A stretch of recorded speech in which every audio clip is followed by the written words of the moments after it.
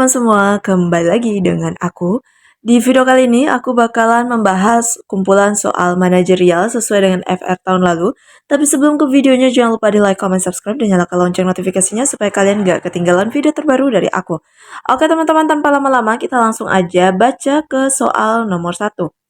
Akibat kondisi ekonomi keluarga Anda yang terdampak COVID-19, Anda terpaksa tidak bisa melanjutkan pendidikan ke perguruan tinggi.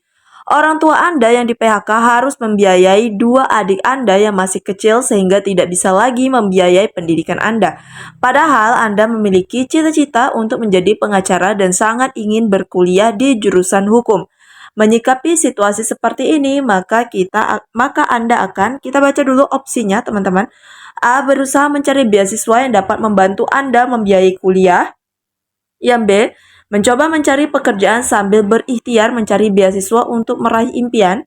C. Mencoba lapang dada dan mencari pekerjaan untuk bisa membiayai kuliah Anda. D. Mencari informasi universitas yang membuka seleksi untuk mahasiswa yang tidak mampu, sekalipun jurusan yang Anda impikan tidak ada di universitas tersebut. Oke teman-teman, jadi di sini maksud dari soalnya adalah orang tua kita ya, orang tua di sini nih di soal ini itu tidak lagi bisa membiayai pendidikan kita teman-teman. Kenapa? Karena PHK terdampak dari COVID-19. Jadi sedangkan kita punya cita-cita untuk jadi pengacara dan sangat ingin sekali berkuliah teman-teman di jurusan hukum. Nah, kira-kira apa sih yang harus kita lakukan? Nah, untuk soal seperti ini, pilihlah jawaban yang menunjukkan bahwa kita itu tidak akan putus asa ya. Jadi untuk terus-menerus meraih pendidikan yang tinggi. Jadi, kira-kira mana nih opsi yang paling win-win solution, teman-teman? Nah, poin paling tingginya itu adalah yang B ya. Jadi, mencoba mencari pekerjaan sambil berikhtiar mencari beasiswa untuk meraih impian. Nah, jadi karena udah nggak cukup lagi nih biaya pendidikan untuk kita, jadi kita coba cari pekerjaan. Tapi di samping itu kita juga coba cari beasiswa ataupun apply beasiswa, siapa tahu bisa lulus di beasiswa tersebut ya teman-teman. Jadi jawaban yang paling tepat itu adalah yang B. Jadi seandainya nanti pun nggak dapat beasiswa, setidaknya kita punya pekerjaan freelance teman-teman untuk membiayai kuliah kita sendiri seperti itu.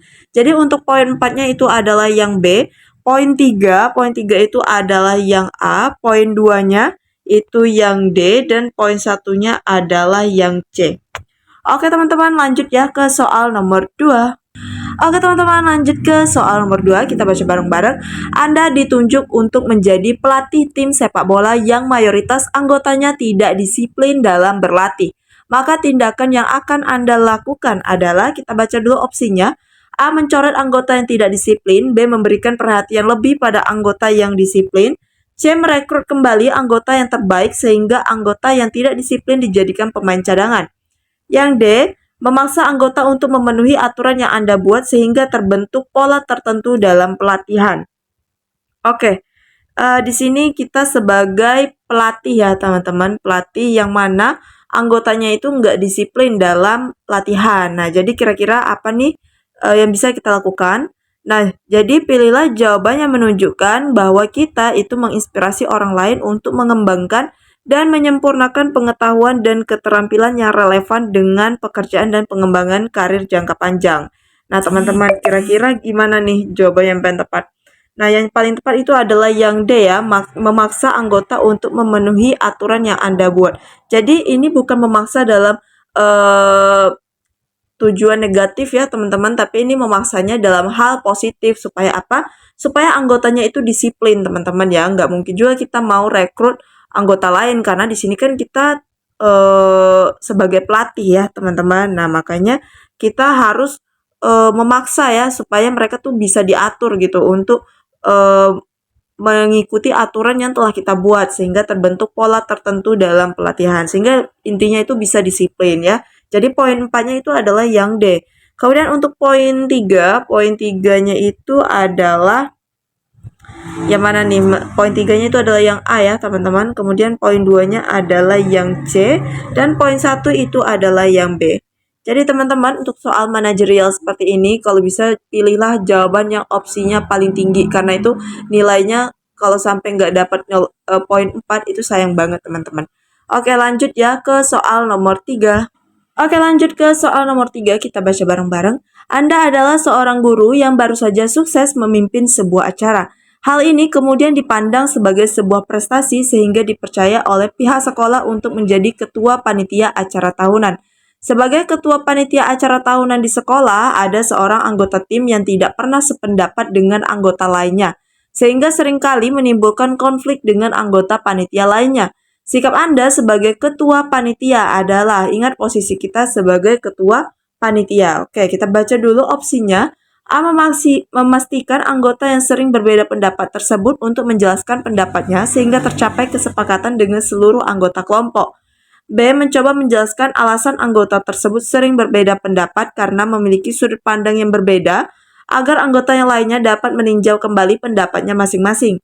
C. Mendiamkannya saja karena itu adalah cara terbaik untuk menghindari konflik kelompok yang berkepanjangan. D. Mendorong anggota yang lain untuk mengesampingkan konflik dan membahas hal lain yang lebih ringan dan menyenangkan dalam agenda kerja kepanitiaan.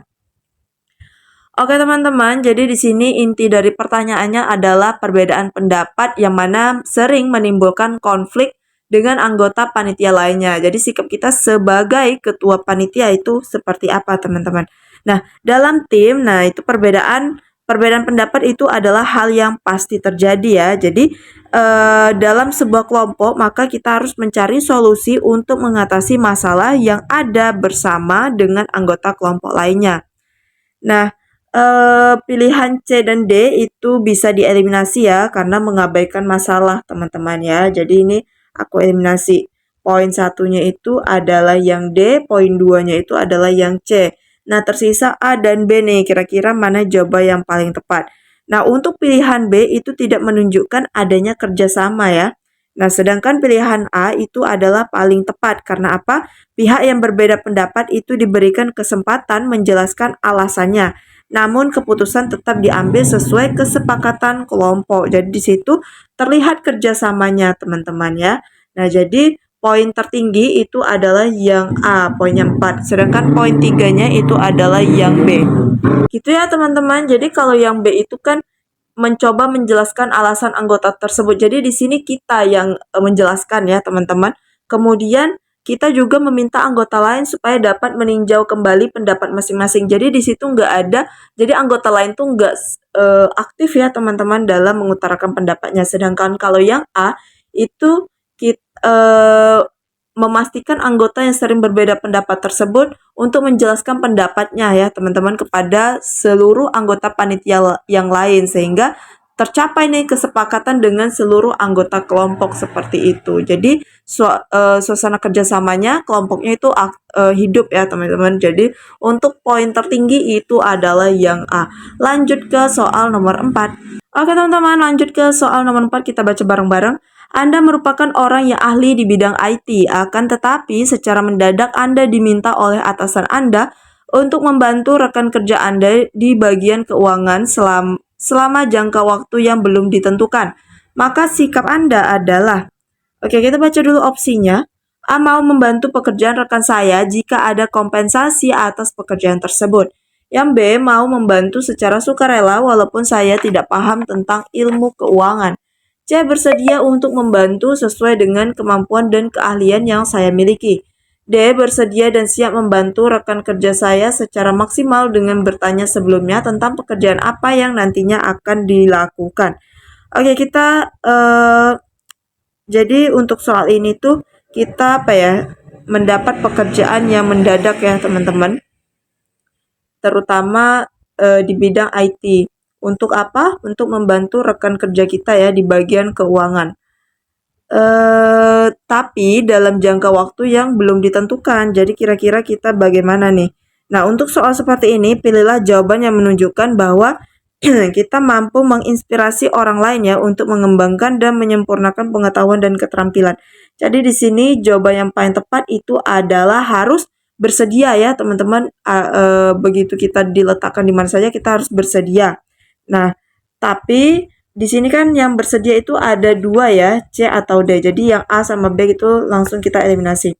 Kalau yang C itu bersedia untuk membantu sesuai dengan kemampuan dan keahlian yang saya miliki. Sedangkan yang D Bersedia dan siap membantu rekan kerja saya secara maksimal dengan bertanya sebelumnya tentang pekerjaan apa yang nantinya akan dilakukan. Oke, jadi di sini poin paling tinggi itu adalah yang C. Bersedia untuk membantu sesuai dengan kemampuan dan keahlian yang saya miliki, teman-teman. Jadi selagi kita sesuai dengan kemampuan dan keahlian yang kita punya ya, teman-teman, kita harus membantu orang lain ya. Jadi di sini poin 4-nya adalah yang C. Untuk poin 3-nya itu adalah yang D, teman-teman. Kemudian untuk poin 2 itu adalah yang B dan poin 1 adalah yang A. Oke, teman-teman, kita lanjut ke soal yang terakhir. Oke teman-teman, lanjut ke soal yang terakhir, kita baca bareng-bareng. Anda bekerja sebagai konsultan di bidang sumber daya manusia, kemudian ada seorang atasan perusahaan Anda yang mempekerjakan Anda. Atasan tersebut mengatakan bahwa kinerja stafnya tidak optimal karena tidak mengetahui potensi dirinya. Sikap Anda adalah, kita baca dulu opsinya. A. Mengusulkan kepada atasan perusahaan tersebut agar memberikan arahan kepada staf tentang pekerjaan yang sedang dilakukan agar hasilnya memenuhi target kinerja. B. Mengusulkan kepada atasan perusahaan tersebut agar memberikan kesempatan kepada staf untuk melakukan berbagai kegiatan agar dapat menilai kinerjanya. C. Mengusulkan kepada atasan perusahaan agar para staf merenungkan tentang pekerjaan sepulang kantor di rumah agar memperoleh hasil yang maksimal. Yang D. Mengusulkan kepada atasan perusahaan untuk memberikan daftar kelemahan dan kelebihan kepada staf yang Anda susun berdasarkan hasil wawancaranya. Oke teman-teman, untuk soal ini kita harus mampu memberikan saran atau bantuan ya, maupun umpan balik dan juga bimbingan untuk membantu orang lain mengembangkan potensi dirinya. Nah, di sini jawaban yang paling tepat itu adalah yang D ya, mengusulkan kepada atasan perusahaan untuk memberikan daftar kelemahan dan kelebihan kepada staf yang Anda susun berdasarkan hasil wawancaranya. Jadi ini tujuannya untuk apa? Untuk mengetahui potensi dirinya ya teman-teman. Jadi dengan adanya daftar kelemahan dan kelebihan dia bisa tahu nih potensi dirinya seperti apa kayak gitu. Nah, jadi poin 4 itu adalah yang D. Kemudian poin 3 itu adalah yang A, teman-teman. Poin 2-nya itu adalah yang B dan poin 1 adalah yang C. Oke, teman-teman, segitu aja 5 soal tentang manajerial. Semoga bisa membantu persiapan P3K kalian untuk tahun ini. Dan yang bertanya-tanya apakah ada tryout, teman-teman, ada di Sobat P3K. Kalian tinggal klik aja linknya, udah aku cantumin di description box aku. Dan untuk kumpulan soal kompetensi bidan, manajerial, sosiokultural, dan wawancara juga bisa kalian dapatkan di ebook terbaru aku. Untuk caranya, kalian tinggal hubungi aja nomor WhatsApp yang udah aku cantumin di description box aku. Yang bertanya-tanya terkait info bimbel itu nanti ya aku infoin selanjutnya teman-teman, karena masih dalam proses penyusunan. Sepertinya agak lama ya teman-teman, makan waktu yang sangat lama sepertinya. Tapi kalau udah selesai aku bakalan infoin lebih lanjut. Dan ya segitu aja teman-teman. Terima kasih banget yang udah nonton, yang udah subscribe. Terima kasih yang belum subscribe, jangan lupa di subscribe. Dan terlebih terkurang aku mohon maaf. See you next video. Bye bye.